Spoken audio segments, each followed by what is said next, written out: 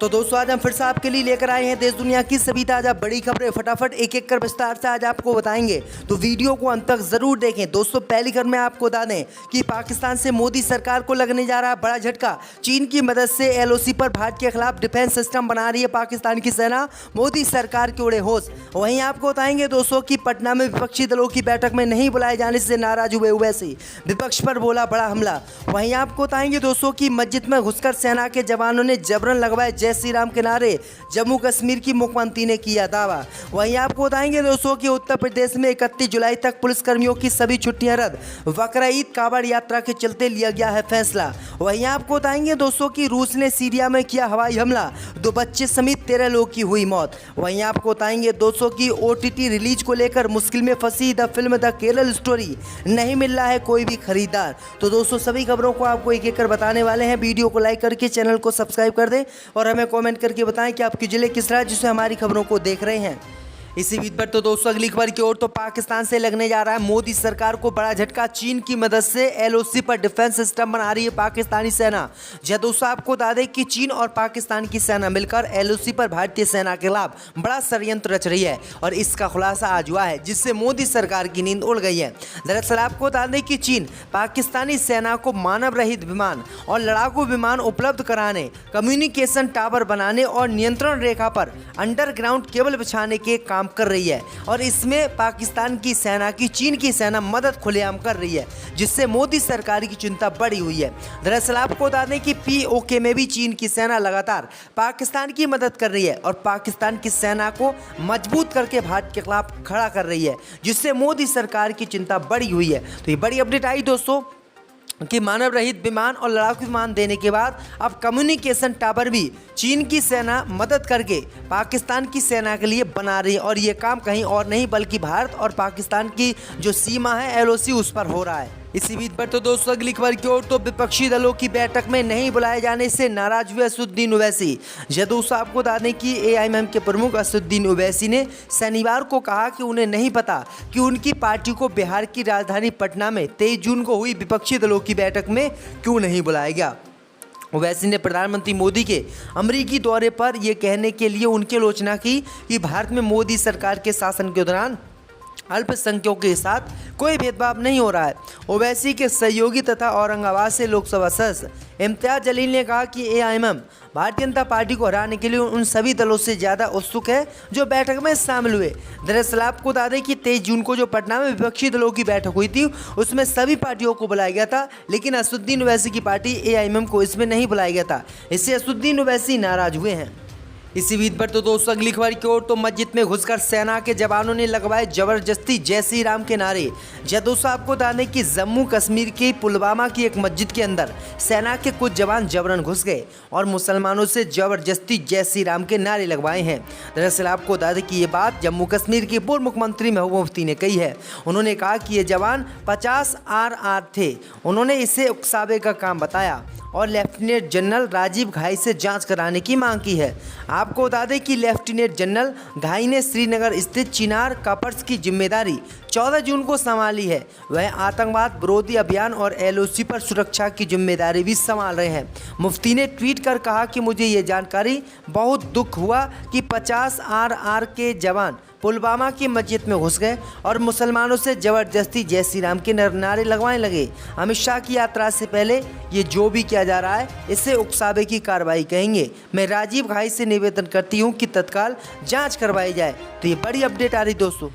इसी बीच पर तो दोस्तों अगली खबर की ओर, तो 31 जुलाई तक उत्तर प्रदेश में पुलिसकर्मियों की सभी छुट्टियां हुई रद्द, बकरी ईद कावड़ यात्रा के चलते लिया गया है फैसला। दोस्तों आपको बता दें कि उत्तर प्रदेश सरकार ने आगामी बकरा ईद, सावन और कावड़ यात्रा के मद्देनजर पुलिसकर्मियों की सभी छुट्टियां 31 जुलाई 2023 तक रद्द कर दी हैं। इस दौरान विशेष परिस्थितियों में विभागात्मक से अनुमति के बाद ही पुलिसकर्मियां छुट्टियों पर जा सकेंगे। दोनों त्योहारों के लिए पर्याप्त सुरक्षा व्यवस्था सुनिश्चित करने के लिए यह निर्णय लिया गया है। बकरा ईद, जिसे ईद उल अदा के नाम से भी जाना जाता है, एक मुस्लिम त्यौहार है जो धू अल हिज्जा महीने के 10वें दिन मनाया जाता है। कावड़ यात्रा एक हिंदू तीर्थ यात्रा है जो सावन के महीने में की जाती है। यात्रा के दौरान भक्त गंगा नदी से जल अपने स्थानीय मंदिरों ले जाते हैं। वहीं जुलाई में मुहर्रम है। ये सभी त्यौहार बड़े त्यौहार हैं, इन्हीं को ध्यान में रखते हुए पुलिसकर्मियों की छुट्टियां कैंसिल की गई हैं। सरकार ने कहा है कि दोनों त्योहारों के लिए सुरक्षा सुनिश्चित करनी जरूरी है। इसी बीच पर तो दोस्तों अगली खबर की ओर तो ब्रजभूषण शरण सिंह के खिलाफ चार्जशीट पेश, सरकार ने वादे पर अमल किया, सड़क की लड़ाई खत्म, विनेश फोगाट ने दी जानकारी। जय दोस्तों आपको बता दें कि पिछले कई महीनों से देश के पहलवान भारतीय कुश्ती संघ के अध्यक्ष ब्रजभूषण शरण सिंह के खिलाफ लड़ाई लड़ रहे हैं। पहलवानों ने कभी मेडल वापस करने की धमकी दी तो कभी कुश्ती छोड़ने की, लेकिन अब पहलवानों को इस लड़ाई में कुछ हद तक राहत मिली है।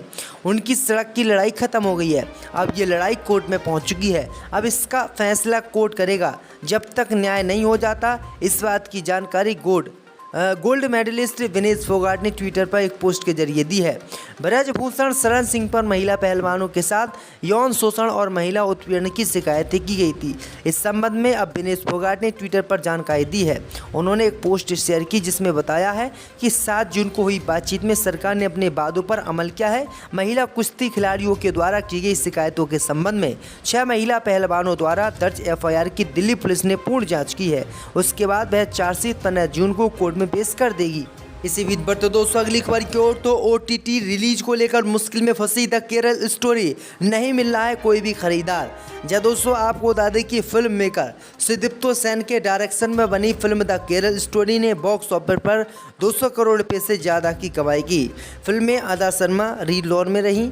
फिल्म की कमज़ोर ओपनिंग के बाद धीरे धीरे कमाल का कलेक्शन रहा। इस फिल्म के कई बड़ी फिल्मों के कलेक्शन पर असर डाला। इसी बीच खबर सामने निकल कर आई दोस्तों की केरल स्टोरी फिल्म ने जहां बॉक्स ऑफिस पर कमाल किया, तो वहीं अब OTT रिलीज को लेकर इसे काफ़ी परेशानियां झेलनी पड़ रही हैं। दरअसल आपको बता दें कि OTT रिलीज को लेकर कंपनियों ने इस फिल्म को लेने से इनकार कर दिया है।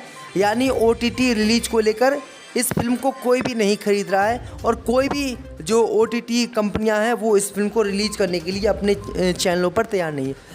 इसी बीच पर तो दोस्तों अगली खबर की ओर तो रूस ने सीरिया में किए हवाई हमले, 2 बच्चों समेत 13 लोगों की मौत। जब दोस्तों आपको बता दें कि युद्धग्रस्त से जूझ रहे सीरिया में रविवार को आसमान से आफत बरसी। यहाँ रूस की सेना ने उत्तर पश्चिमी इलाकों में एयर स्ट्राइक की, जिसमें 2 बच्चों समेत 13 लोगों की मौत हो गई। जानकारी के अनुसार आपको बता दें दोस्तों कि रूस ने ये हमला ड्रोन से किया है। ये हमला इतना घातक था कि आसपास का पूरा इलाका बर्बाद हो गया। समाचार एजेंसी AFP के अनुसार रूस ने विद्रोहियों के कब्जे वाले इदबिल प्रांत के एक शहर पर यह हमला किया है।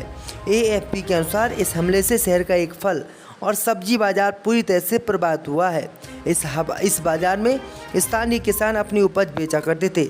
इस हमले ने बाजार को पूरी तरह से बर्बाद कर दिया है। हमले के समय बाजार में भीड़ थी। इस हमले में 30 से ज़्यादा आम नागरिक घायल भी हुए हैं, जिसमें से कई की हालत नाजुक बनी हुई है। इसी बीच पर तो दोस्तों अगली खबर की ओर तो उत्तर प्रदेश में गाय पालने वालों को योगी सरकार देगी 40,000 रुपये, किया ऐलान। जब दोस्तों आपको बता दें कि उत्तर प्रदेश की योगी सरकार ने प्रदेश में देसी गायों की नस्लों को बढ़ावा देने के लिए एक योजना शुरू की है। इसके तहत गौपालकों को सरकार की ओर से देसी गाय खरीदने पर 40,000 रुपये तक दिए जाएंगे। उत्तर प्रदेश सरकार की ओर से स्वदेशी गौ संवर्धन योजना नंद बाबा दुग्ध मिशन के तहत शुरू की गई है, जिसके तहत अगर कोई गौपालक दूसरे राज्यों जैसे पंजाब की साहिवाल, राजस्थान की थार पारकर और गुजरात से गिर जैसी देसी गायों को यूपी में लाने पर ट्रांसपोर्टेशन, ट्रांजिट और पशु इंश्योरेंस के लिए सब्सिडी दी जाएगी। इस योजना को प्रदेश में दुग्ध उत्पादन और गायों को देसी नस्ल को बढ़ावा देने के लिए लाया गया है। इसमें अधिकतम 2 गायों पर ही सब्सिडी दी जाएगी। स्वदेशी गौ संवर्धन योजना के तहत किसी भी गौपालक को दूसरे राज्यों से देसी गाय खरीदने पर आने वाले खर्च जैसे ट्रांसपोर्टेशन और जो कोई भी काम है उसके लिए ये पैसा दिया जाएगा। एक्शन लेगी चुनाव से भाई अखिलेश यादव और सारी पार्टी उनके साथ है। बेल भी मिल गई है उनके बेटे को, अब्दुल्ला आजम खान को, लेकिन अभी तक 3 हफ्ते का समय भी दिया था कोर्ट ने। कोर्ट का मामला है, हम कोर्ट में के मामले में आवाज़ तो उठा सकते हैं, लेकिन फैसला उनके हाथ में है। ये इन्होंने बहुत तरकीब से ये काम किया है कि सारा उनकी सारी यानी मुकदमात और ये कोर्ट के ज़रिए से यानी जुडिशरी में कर दिए। अब जुडिशरी फैसला करेगी, तो इसलिए वो इस तरकीब से अपने आप को बचाए रखना चाहते हैं और उनको छोड़ना भी नहीं चाहते हैं। समाजवादी पार्टी को उम्मीद है कि चुनाव से पहले आजम खान साहब जेल से बाहर आ जाएंगे। हम तो ये उम्मीद करते हैं क्या, और हमारी कोशिश भी यही है कि वो जेल से भी क्या अभी बाहर आ जाए।